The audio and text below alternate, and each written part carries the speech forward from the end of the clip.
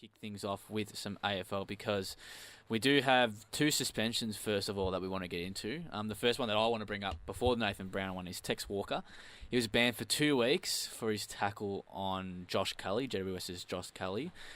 Was 2 weeks fair, or is this tackling rule getting a little bit over, not proportionate, over, what's the word? Over... overprotective. Yes, it's just overboard. Well, this is the same. Brady Grundy got 2 weeks for his tackle on Ben Brown last year, if you can remember, and that one was actually completely Ben Brown's fault of the way he landed into the ground. So, I find it really hard because it kind of reminded me more of the Ryan Nyhouse situation against Robbie Gray a few weeks ago, and he got 3 weeks for that one. I think the 2 weeks is fair. Going with how, because he knocked him out, and going with that, they've been looking a lot at what the effect of the actions have been. I believe if you knock someone out, you definitely get a week. And I think the main issue with this one is the fact that Josh Kelly's a skinny kid and Tex Walker's, like 200 kilos, a man mountain, really. But why are we taking that into consideration? No, I think we should take that into consideration. It shouldn't. I mean, it's AFL footy. I mean, this is going to be the same argument that I had for the Nick Nat Nui one. But this is different. This is completely different to Nick Nats. Nick Nats, you can argue that it was a legal tackle that because of the circumstances in being the shortest player on the ground and the tallest player on the ground. Nick Nats was a joke. That was the reason why he got knocked out. This one, it was clear as day that the reason he knocked it out, that he was knocked out, was that Texas tackle went on for too long. He let go of him. Yeah, and two, it was two movements. It was movement one to tackle, and then the ball went out, and it was quite like in the context of the tackle, it was a long, long time before he let go, and. Like the letter of the law is pretty clear about this that it was high contact, knocked out, and to the head, with enough force to knock the player out. You're always going to get 2 weeks for that. Personally, I think 2 weeks is a bit much for a tackle. I mean, yes, Tex Walker. Tex Walker is bigger than Josh Kelly. Let's be honest, he is, and obviously because he's so much stronger than him, he's going to tackle him in that manner. And in the way he did it, I mean, you've been taught to tackle, obviously, your whole life, and obviously this has been something that's come up. Every single time a tackle has been brought under scrutiny, but Tex Walker can't see whether or not Kelly's got the ball. But it doesn't matter. It's Tex Walker's duty of care. It's his responsibility to make sure. He let go of him though, and no, if it was any other, if it was anyone, so if it was Shane Mumford, if he's done this to Shane Mumford hasn't gone to ground. But that's the thing. But it's his duty of care to understand that's the potential that could happen. But 2 weeks. But you watch. I'm happy with 1 week. You watch when this was. You watch when this was in. When this was in vogue, when this was like the big issue coming in that the tackle is dead, you watched the elite players like Pendlebury, you'd watch them switch how they would tackle. When you tackle like that and you want to tackle like that, you turn and you go onto the ground first. That's how you have to tackle now, and that's to stop players getting knocked out. It doesn't matter whether they get knocked out or not. Players are going to get knocked out whether we like it or not. It's going to be hard to stop it. But Tex didn't care whether he was knocked out or not, right? That's the problem. Tex did care. No, he didn't. He didn't care. When he made that tackle, he wanted the ball. He just wanted the player to go to ground, no matter what. I'll tell you what was funny, and this is what backs up my point, and I forgot to raise it. What did the umpire pay live? Holding the ball. I saw that. Go. That was, and then switched. Umpires paid holding the ball. Yeah, because the only reason why he paid the free kick was because he was hurt. And this is my point again. We keep banning the outcome rather than the action itself. I mean, there is a fine line between that, but I mean, it's a tackle. I watched this live, and when I heard Cameron Link come up and say, "Oh, he's going to get 2 weeks for that," I thought it was laughable. My dad thought it was laughable. 2 weeks. I mean, get out. It's a tackle. Nah. 1 week. Well, I know we're changing, but.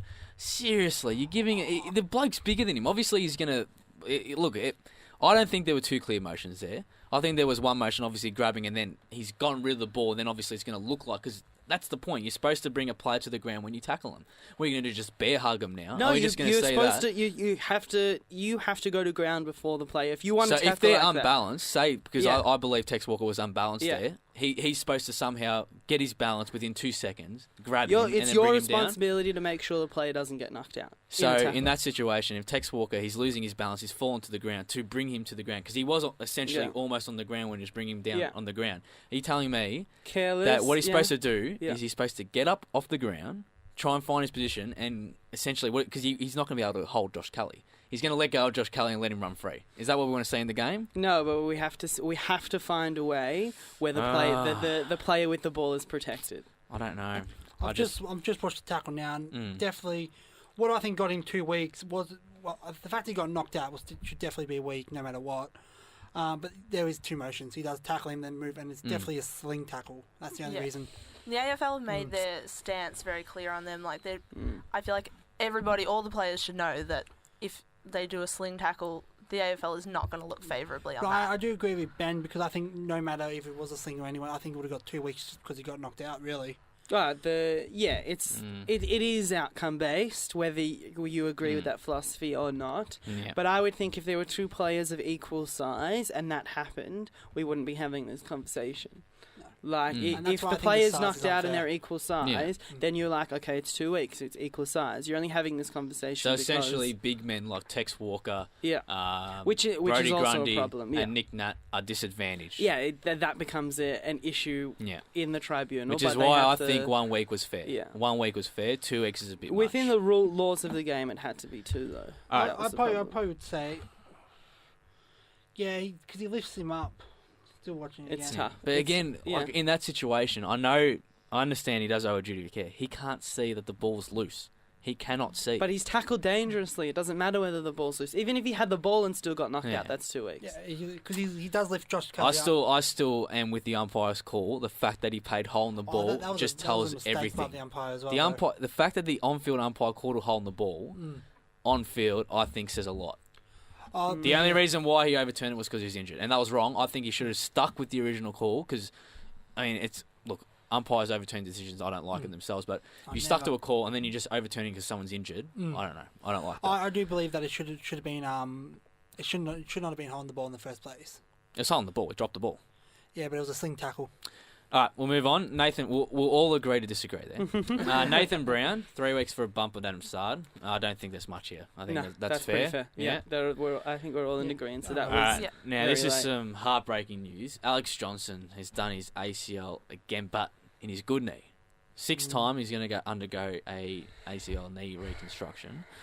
Is he going to make it back from this?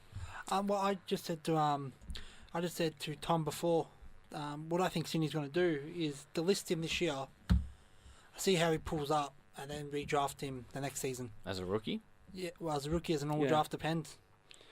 Just so they don't have to have him on his list. See how Yeah, he recovers. maybe. I think he's mentally would be able to. I don't know if the like people around him are mentally ready for it. If it like happens again, in the sense that like comes back, plays his first game, gets through it, and then in the second game, the 7th, like another knee happens. That's like heartbreaking. I don't know whether it's better or worse that his good knee was the one that his ACL, like that did his ACL. I think it's a little bit better. So maybe if it was the same knee that that it happened again. That'd probably be that the would end. probably be it. So potentially it could be. I think I don't know. Like we saw Heaney go back, so it's not like that we need him.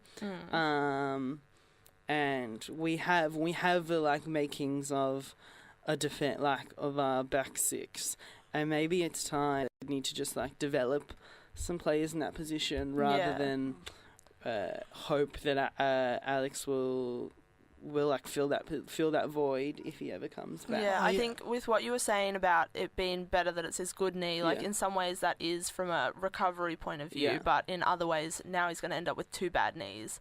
And if he ends up with, if this one, like, I don't know, if he injures it again, then that's like 2 knees ruined kind of for his life.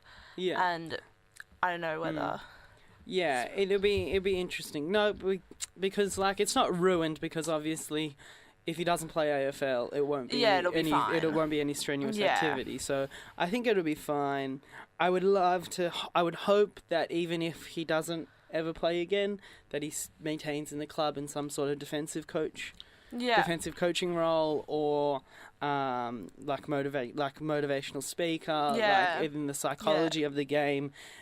I could definitely see a job for him in the recovery for injured players, especially the ones that get injured young. Yeah. That would be or like a heartbreaking, like bittersweet redemption for him, I guess.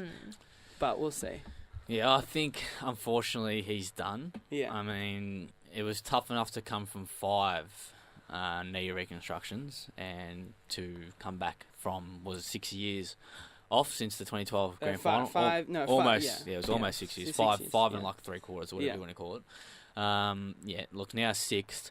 I don't think Sydney can afford to keep him on this list, as hard as it is. I don't think they can afford to have him on. I mean, I don't know how much of a percentage it costs. Oh, not just a percentage cost, just to have that spot filled up by someone who you know is injury prone. Yeah. I think what they do is similar to what Liam said, but I think they do delist him, bring him as a rookie immediately. I think so. I think they've invested so much in him. They'll want to hopefully see him recover. So.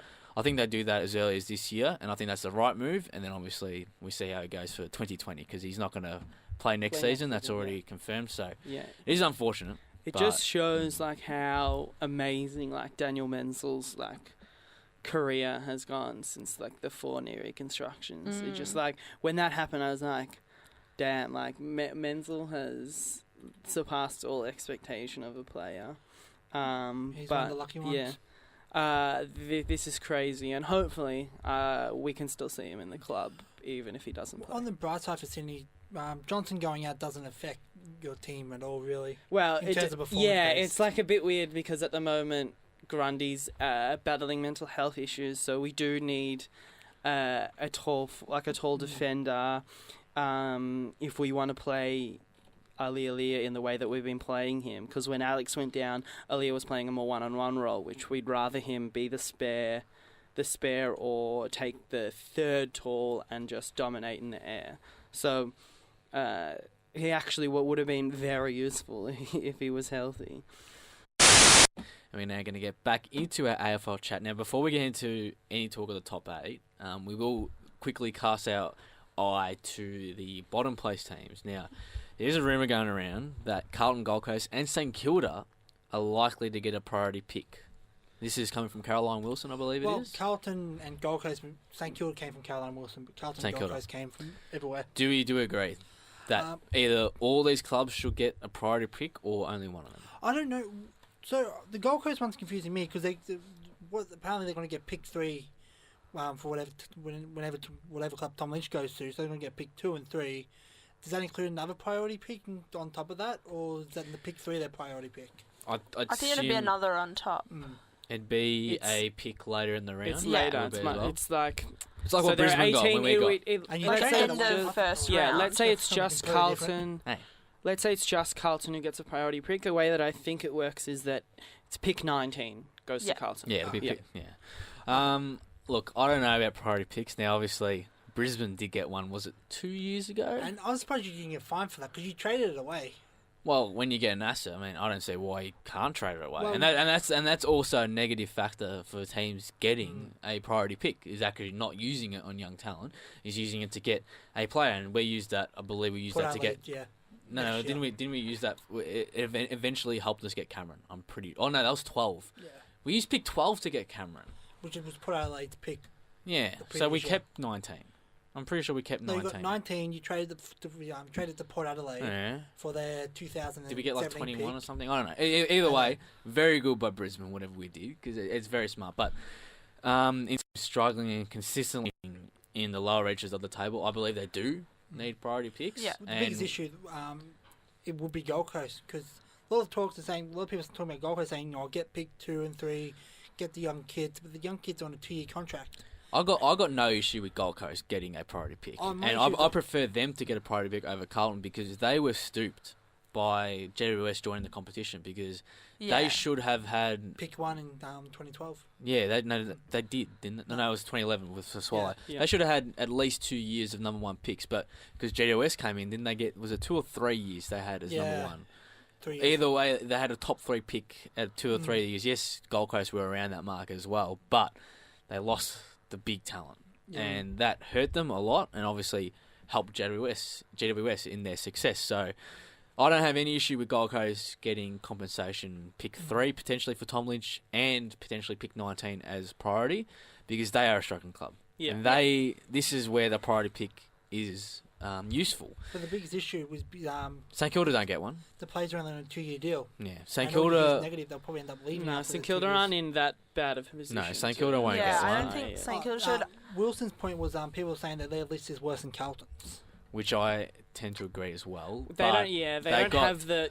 They They have don't an have a uglier Patrick. list. They don't have a Patrick Yeah. Cripps, and they don't have a Charlie Kono. They don't have Yeah, they got promising a, talent. They've got like workhorses across the board. and some people tipped them for finals this year. Yeah. And they do have Carlton have more talent, and in terms of when we're saying talent, we mean future prospective talent. Yeah. talent. St Kilda have a better playing current list at Yeah. the moment. They do.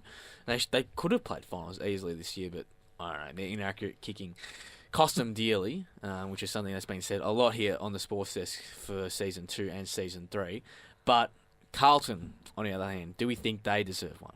Do we I think they think- get one? I think so. Yeah. They're clearly struggling so much, and I think that if any club was struggling that much through the season, it's fine to give them a priority pick because you want to even it out and get them back into it. That much through the season. They've been struggling since I can remember.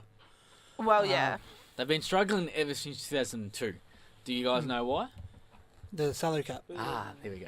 Had one. But yeah, They I have kept been. but I kept seeing like people saying that like yeah, Carlton's from the salary cap has been struggling for 10 years. And then people comparing that to Essendon Saga. Yeah, I It's saw like, that. Yeah. Essendon are like for a game away from. We're going to be a game away from finals after being 2-6. Maybe in final. Carlton Yeah. lost their number 1 draft pick, and Essendon, which I still think is completely wrong, got the number 1 draft pick in 2016. Yeah, And I that- found that that annoyed me. completely That's wrong. interesting. That really That they annoyed got me their that number one draft Essendon pick, yeah. got the number 1 pick in, what was it, 2016? So they when didn't finish last because they finished were bad. They finished last as pretty much a because of their punishment. suspension. Yeah. They should have. But that comes back to the Andy AFL's McGrath's denial. just come as Yeah. he's an absolute superstar. But but that's because the AFL That's another- denied any wrongdoing. They would have rathered Essendon had their players still Yeah. played. Like it was Yeah. only because of the world like WADA that the whole ban was in place. And So speaking of Carlton we'll as well, because about Essendon as well, technically they haven't made the finals since 2011. They made it in 2013, but that's because Essendon got kicked Yeah. out. see. Yeah. So they've got a long final stretch as well. Mm. They've had no success. The fact that they're sort of having more members than I think their highest membership tallies this year is surprising. But It's only 50,000 or something, like 55,000, I think it is. That's pretty low for a club like Carlton and the. But it's still been history. it's the highest it's been. yeah, in, but the in Carlton more of old ages. is not the Carlton we all know. We don't Yeah. know. We don't know the 16-time Premier Carlton. We know the almost and then what, Constantly 5 bad, times. Yeah. 5-time winner Spooners Carlton. Yeah. All right, let's move on to the ladder. Okay, so Melbourne, they've defeated none of the current top 9 teams so far this season, whereas Collingwood as well, they've only defeated 1, which was Melbourne. So does the fixture give us a false idea of how good teams are? Well worded as well. I like the way you worded that. I didn't word it. I know. I I worded know who worded it. I worded You it. worded That's it. right. Yeah. Yeah, okay. I think that's a oxymoron of sorts. Like the ladder is what the ladder is. Yeah. I don't think it like tells any false talent. It probably Yeah. tells you a bit about like some of the teams in the sense that Geelong are thereabouts because of their record at home. The same goes for West Coast. And obviously Richmond, but because they haven't won interstate yet. They did So on the weekend. did they? Yeah, but Gold Coast don't count. Gold Coast Oh, don't count as an true. AFL team. Richmond got That's to win true. interstate. Yeah. Jesus. I completely forgot. So maybe in that sense that like the ladder hides home ground advantage, and then that comes back to bite you in finals, as we've seen for Geelong, where they've gone in, they tried something completely different against Sydney last year, won, and then got like blown off the park in the game in the prelim after. So potentially in Melbourne's case, I still have faith. Speaking of Geelong, I'm all for them playing a final in Geelong. I love Geelong when they play finals in Geelong. Works out well for Fremantle. Yeah, I was going to say, there's a bit of history there with Fremantle. But my issue as well, and why I said at the start of the show that I don't agree Hawthorn's as good as you think, because they've lost to all the teams above them. They lost to Richmond, West Coast, GWS. They also lost to Sydney and Brisbane twice. Yeah, and Brisbane twice. But again, if they beat Brisbane twice, they just defeated. They get top 2, which is insane at this stage. They just defeated Essendon the week before, who struggled all year at the MCG. They just defeated Geelong twice, and Geelong, I don't think, if it wasn't for their home ground in Geelong, they would be nowhere near the top 8. Yeah. Interesting. So that's why I don't rate Hawthorn. That's why I don't rate Collingwood, because they've only defeated one top 8 team, which is Melbourne, who else I don't rate, as well as Port Adelaide, who I don't rate. So good. I've got someone that doesn't rate Port Adelaide. we don't rate Port Adelaide. Don't rate Port Adelaide. Andrew, if you're listening from the Monday show, he probably still does, even after he probably still rates them. He does rate them, and if they win the premiership, then I'll do something, whatever he wants me to do. I'll do whatever dare he asks. I'll buy him whatever he wants. Yeah. Okay. Yeah. Look, fixture does play a part in this. I mean, North Melbourne, they received a relatively easy draw this season after finishing in the bottom 4 last season. So did Collingwood. And Hawthorn. But I'm just using North Melbourne as an example. Let's per se. Obviously, it does play a part, but I don't think it plays a huge part because you do play each side once. It's only you're playing. Is it 5 teams twice? Is it 5 teams twice? I think it is. Yeah, you're only playing 5 teams twice. Do you know what team got the hardest draw according to Champion data? Richmond, West Coast. Not a top 8 team. Oh, Adelaide. Oh, Freo. What? Yeah, according to Champion data, Freo got the hardest draw. I might have to speak with some of the blokes up there. And we're now going to get into our much anticipated segment, because this is where we all give our top 8 predictions. Yes. Who wants to kick things off? I'll go first. Okay. So, top 4 first. I'll What's give your top 4? I won't give the wins and losses because of a surprise. I think we all know what the surprise might be. But I've got Richmond first, of course, West Coast second, Giants third, and Hawthorn fourth. Yep, same. Okay. I don't have that, but that's interesting. I'll have my top 4 as Richmond, West Coast, Hawthorn, Collingwood. I don't have GWS in my top 4. I think that's a little bit of bias, but we'll see whether Collingwood can hold on with their injuries.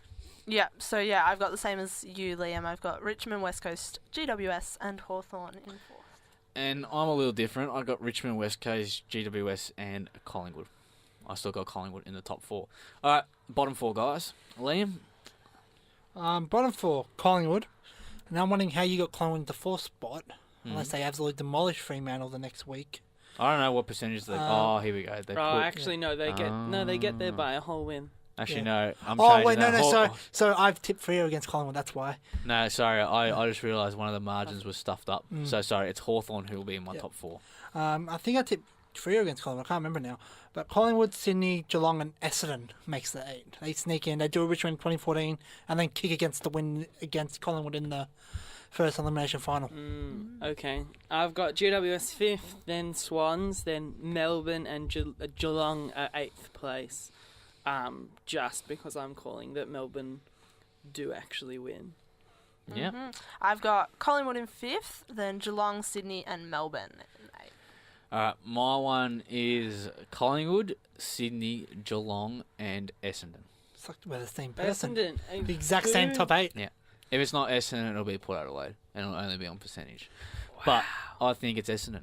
So did you both tip Essendon? I got to win in the next 2 weeks. Yep. You both tipping Essendon against Richmond at the MCG if it's any 20 points, 19 in a row. 20 points. If it's any team who's going to beat Richmond, and considering the form that Essendon is in, and the most recent game that the Tigers played at the MCG, which was they just held off Geelong, and I don't rate Geelong one bit. Neither do I. So Geelong, and as inconsistent as they are, Essendon, I think they do beat Richmond. And then Wow. there's the Break case the of streak. another inconsistent team, and that is Port Adelaide. Mm-hmm. It's going to be a Friday night stage at Adelaide Oval. Yes, it's going to be a very tough task. But if That the If better one this year. already. Essendon have beaten Richmond, they will beat They will Port beat Adelaide. Port. Yeah. Yeah, They will beat Port Adelaide. even if they don't win, I think Yeah. Port are cooked. I don't Yeah. think Yeah, I don't think Port win. I think Port lose to the next 2 weeks.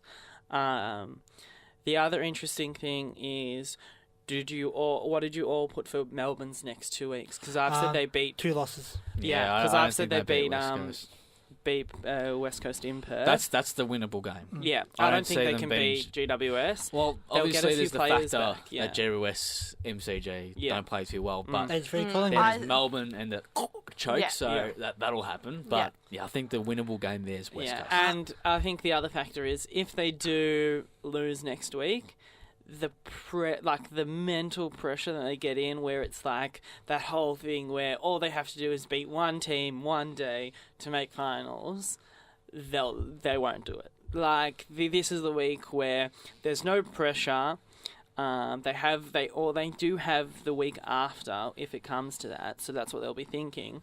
I think they'll go out and they'll take on a West Coast that is undermanned, and even though they did win last week, yeah, and I if they think win they'll that, win. they make finals. Yeah, I've got So if Melbourne does pull up the upset against West Coast, I've got GWS probably jumping into second. Oh, Because I've tipped Brisbane the last week of the season. wow, beat that's West Coast. huge. So- yeah. us. You tipped us to beat them. Yeah, in the last week. So then GWS will jump maybe. into second. Maybe we might beat them. Also, I did make a mistake. I do actually have Collingwood in my top 4. I see them winning the next 2 weeks. Yeah, I did tip. Yeah. So I tipped 3 I think against Collingwood will beat Port, and and they'll beat. I've got faith in my They'll mob. beat Freo. they'll beat I've Freo. faith. So I don't see them losing the next 2 weeks. No, I think Even with Collingwood's half got a- them. Yeah, even with half a team. Yeah. So But- that's interesting. But I do have them go out in straight sets in finals. So I just want to go back We'll see. on Melbourne though. Yeah. I mean, how on earth have they gotten themselves in this position again? I mean, They're not as good. Seriously. They're not as good as everyone thinks they are. I That's it, know that's they it. Yeah. you have to look at their percentage. But I suppose the why thing- why is the percentage so high? Because they destroy the bottom Yeah. teams. Because they played Gold Coast twice. But it's not Yeah. like there's like Geelong, which the best description of Geelong, which I think was on the sports desk, was that they match the team that they play. In the sense that if they play a bad team, they play just above the level of the bad team, so they win, and then when they lose gallantly. Again, it's been at least 2 weeks that I can remember, if not 3, that they've come from behind and almost matched the losing team from a fair way back. Whereas Melbourne don't do that in any sense of the word. They are the flat track bullies of the competition. I think with Melbourne, like with what we were saying before, how they haven't been in the top 8 teams. I think it shows that they're sitting in the middle of the ladder, and like that's really where they are, where they're better than the bottom teams, but they're not as good as the top teams. Yeah. And so it shows there's a bit of a split in the competition with them, where they're trying to figure out how they can get up to the top teams while still like they're clearly beating the bottom ones. So that's why they've ended up in this position that they're in.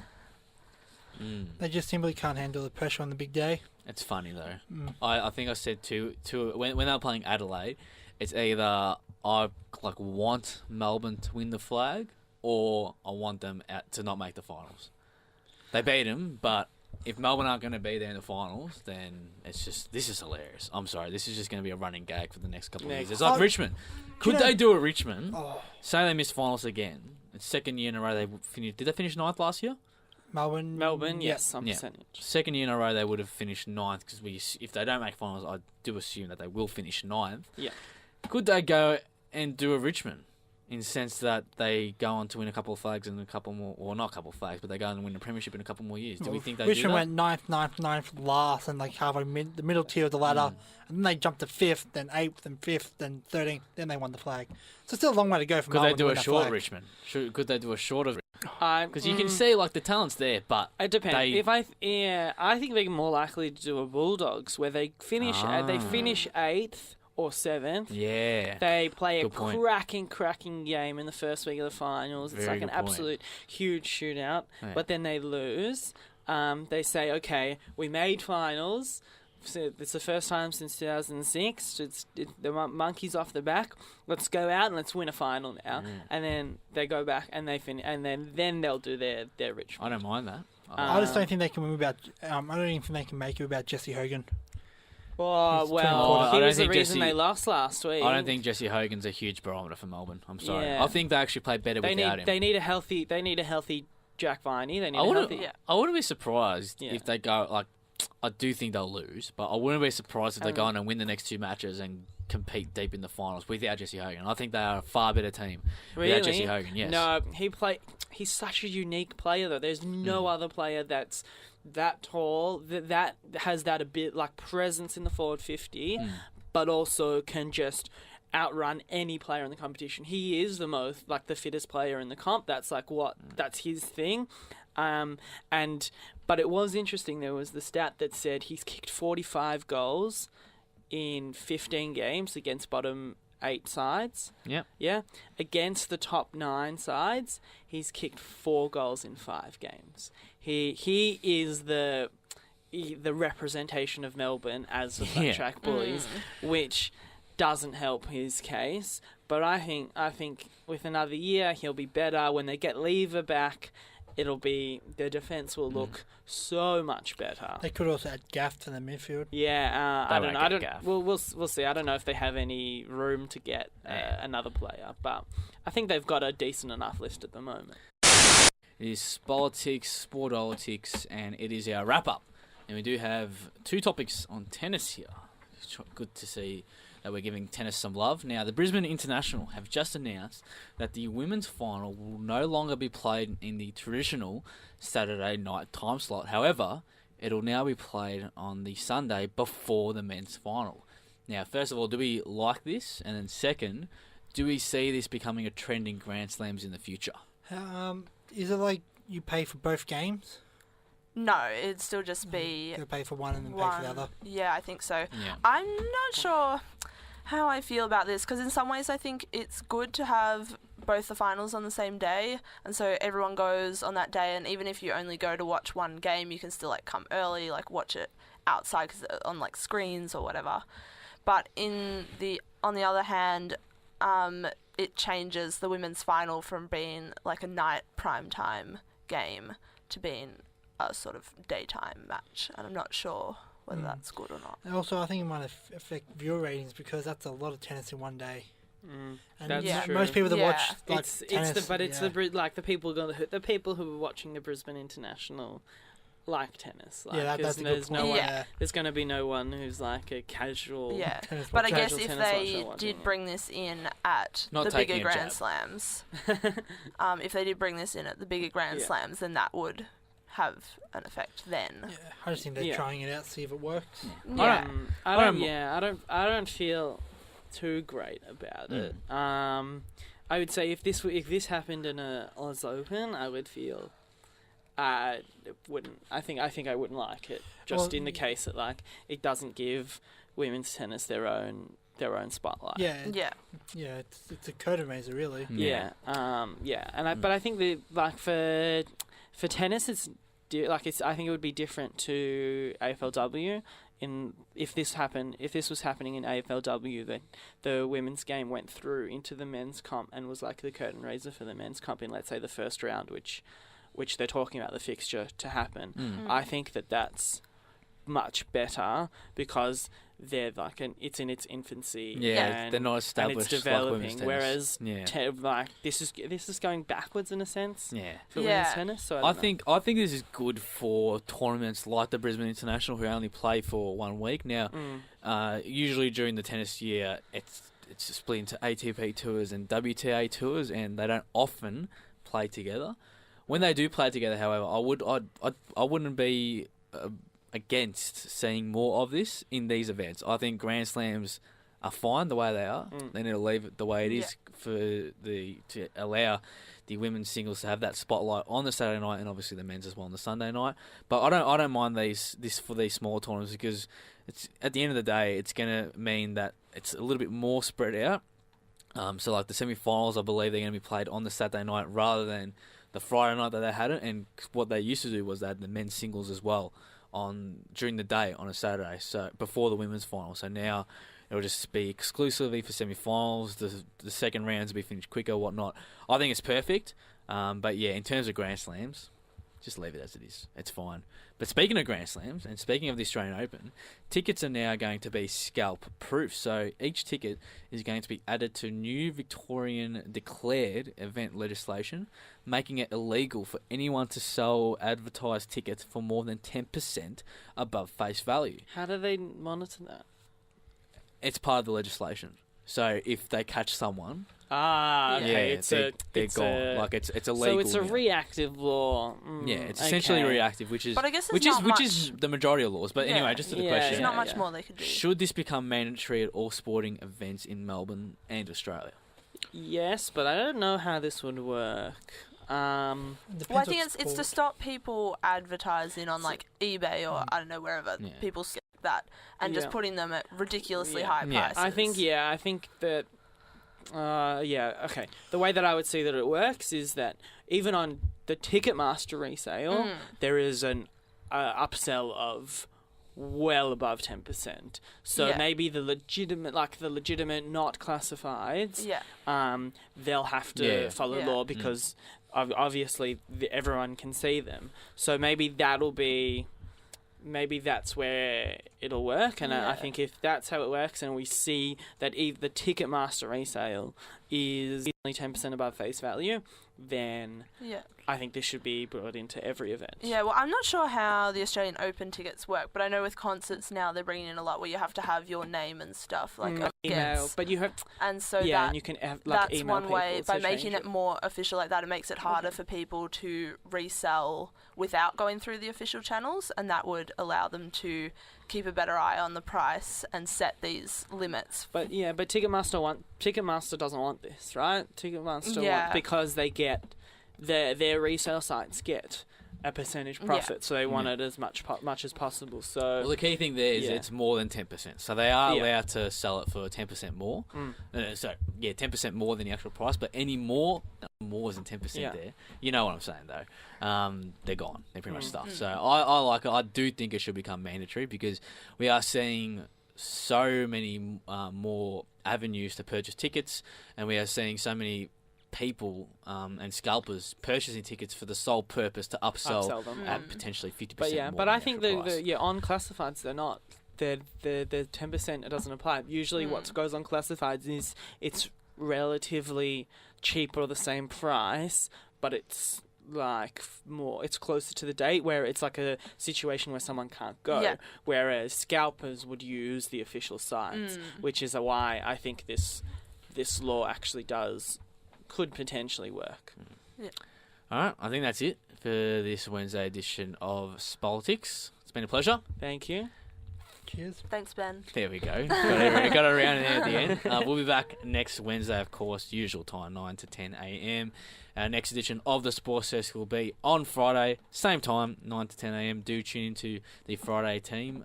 They will be dissecting and previewing the upcoming weekend of sport, particularly the AFL, because it is going to be another huge weekend. There's only 2 more weeks left in the AFL And then we season. get that delicious buy round. Oh, delicious buy I round. love That's going to it. be fantastic, isn't it? Best. It's not. You can obviously get into our socials at the Sports Desk on Facebook and at Sports Desk Sin on Twitter. And obviously this show will be uploaded on Omni, as is all our other shows, as well as on iTunes. Again, a reminder, if you haven't subscribed to us yet on iTunes, do so. It is at the Sports Desk. But anyway, until a Friday, we hope you enjoyed listening to the show and do enjoy whichever sport you are watching in the coming days. Thank you.